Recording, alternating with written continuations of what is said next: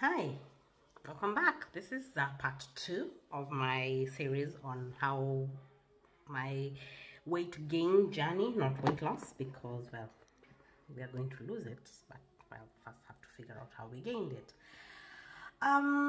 So right now I am so I have finished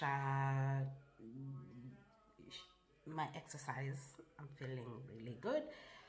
Showered, and now I'm getting ready to start the day.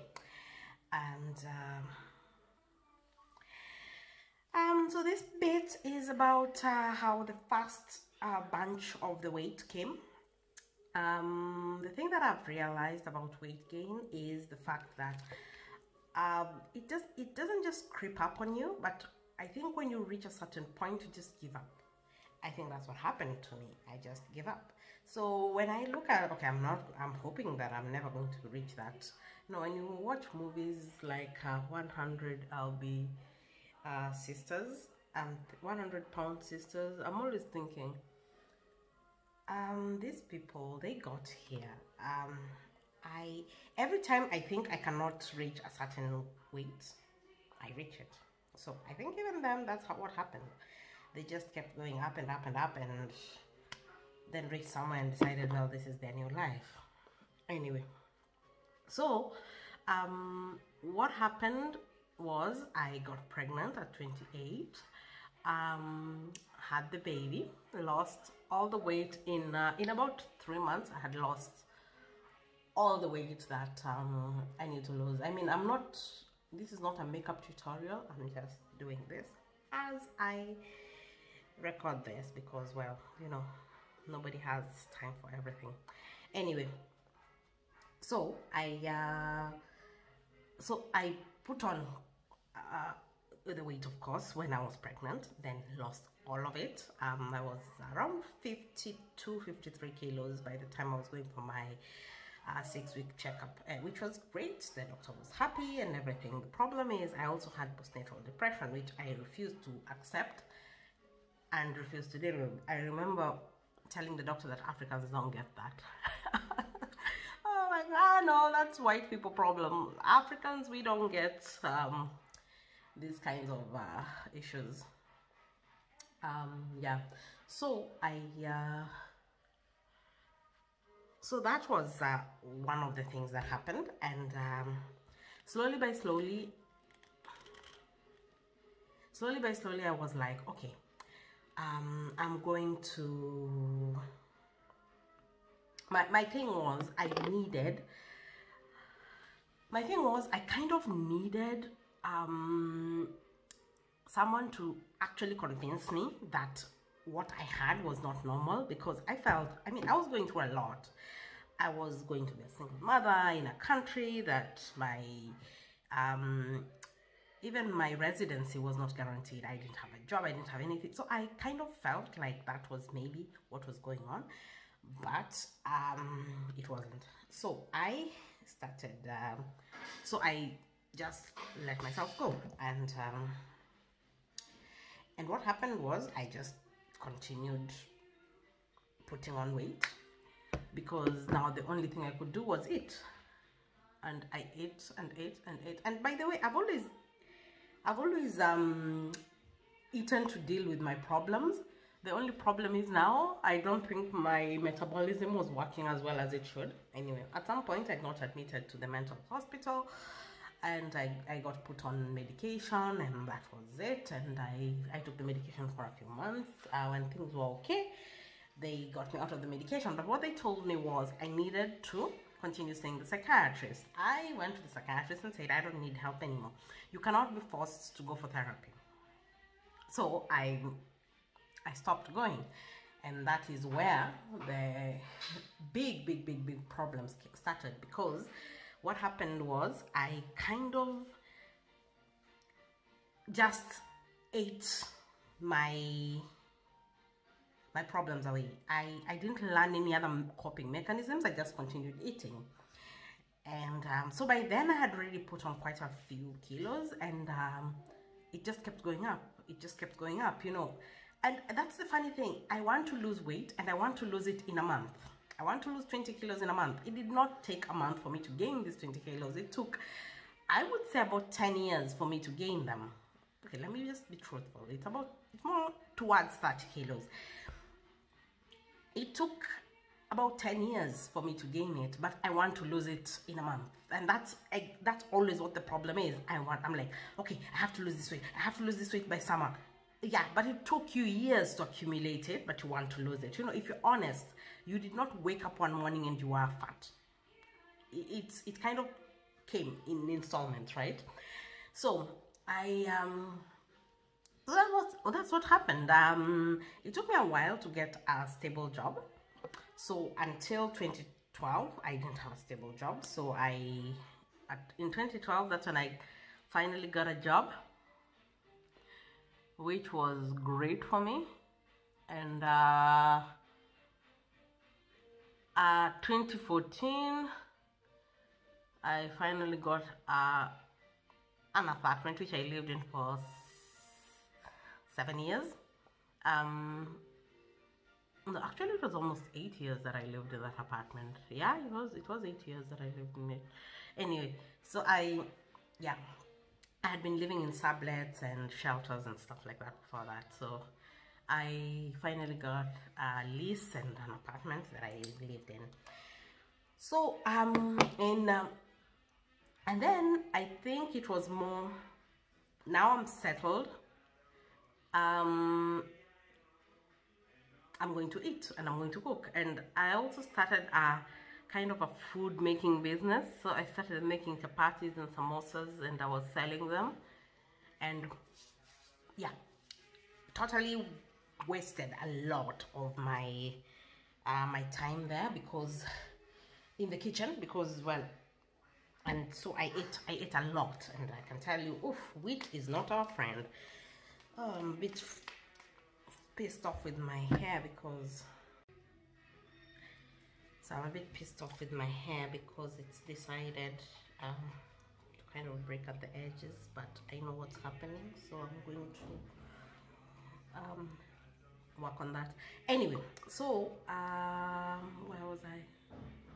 Yeah, so I got the job, and yeah, so I continued. I was doing all this, paying off my debts and doing all that, and I think I just kind of got used to my size and never thought about it. I just kept it. Just didn't bother me that every winter I had to buy a new coat. It didn't bother me that my shoe size, I put on weight even on my feet. It was every summer I had to buy new clothes because the clothes from the previous summer were not fitting anymore, and it was just, yeah. So at some point I decided to try losing the weight. So I started working out and eating healthy, and of course I did a lot of crash diets. I actually joined quite a lot of MLMs. I joined Herbalife because I saw somebody who had lost quite a lot of weight with the Herbalife. I was like, well, if I can make money while losing the weight, why not? Yeah, that did not go very well. I joined Forever Living for the same reason. That did not go very well. I don't know, I just never used to stick to anything, and I think part of the reason was because this thing was so drastic that, you know, there is no way I'm going to be drinking a shake for breakfast, lunch and dinner. I just think that's ridiculous, and it's not sustainable. You can't drink a shake for the rest of your life, you know. Well, maybe others can, but I can't. What do you do when you go visit someone? You carry your shake around, and what do you do when you go for parties, stuff like that? Anyway, so I did do all this, and in one of these parts, I think maybe I should talk about the financial aspect. Actually, that's what I'll do for Tuesday. I'll talk about the financial aspect of weight loss. So what happened was I continued doing all these crash diets and trying everything, and nothing was happening. I was supposed to have my hair retouched, but then the COVID happened, so I have to wait a few more days before they get time for me. Anyway, so that happened, and it took quite a lot for me to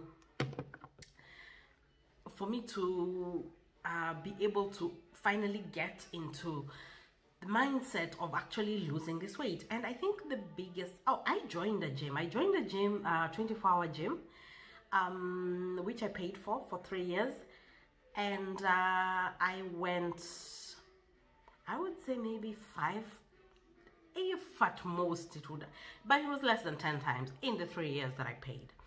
And it's open 24 hours, so it's not like I have an excuse that it's closed. And no, half the time I didn't even have a job, so there was nothing I was doing. I was just sitting in the house. I could have gone to the gym.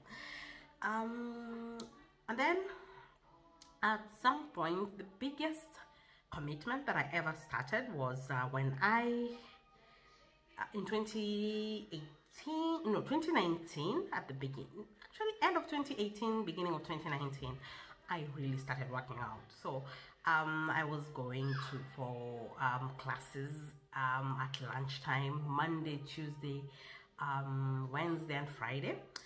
Thursdays I had a Bible study at lunchtime, so I couldn't go, but every other day I was going. I was actually going also to the gym. So on Thursday morning I would go to the gym. So basically I was working out 5 days a week. And it was good because there was Zumba, there was circuit training, there was pumping, there was, you know, so there was all this abdominals and stuff like that. And and because it's at lunchtime, I do not have too much time to eat. So when I finish that, I go eat a salad or something, and then that's it. And it was amazing. It worked very well for me. Another thing that I had tried, because I noticed that when I was younger, I actually never used to take breakfast. Well, I took breakfast in high school, but then after high school, I just never used to take breakfast, partly because I was mostly sleeping through until lunchtime. So I used to stop eating at around 7 or 8. So I did realize that I was doing intermittent fasting without thinking about it, right? So at some point I tried doing intermittent fasting, but I think having a child in the house you know, she's eating this and she's eating that, so I was always eating also, and that just kind of did not work. But now I'm doing intermittent fasting again, and this time around I'm a bit more disciplined because I'm not forcing myself to go extremely more than I'm comfortable. I just try and push it to, okay, fine, it's breakfast, I can have water for breakfast, I can have this, and then I do other things to keep myself occupied, so I'm not worrying about it. Anyway, we'll talk about that later. Yeah, so little by little, I kind of well, it worked, and I lost significant amount of weight. And you know, sometimes you lose weight and then it takes a while before people start noticing, but people had actually started noticing. They were like, wow, you're really doing this, huh? And I was like, yeah. And it was good because I was losing so much and I was getting a nice shape, you know. It was coming nicely. I was getting a nice shape. The belly was getting flatter and things were going well. I think I lost about 8 to 9 kilos. And you know, the thing is, when you start something new and you do it very, very well, and you know, you normally lose quite a lot of kilos and then you plateau and then you have to, yeah. So I think in those, I did lose quite a lot of kilos. And that was great, especially when you have a lot of kgs to lose. You lose a lot at the beginning and then it started plateauing. But by the time it was starting to plateau, one time I'm sick and I'm like, why am I sick? Are you missing the gym and stuff like that? Well, it turns out I was pregnant, so yeah. And now I will go back. I will in the next video I will explain what actually motivated this real urge to lose the weight, because there was actually a reason behind it.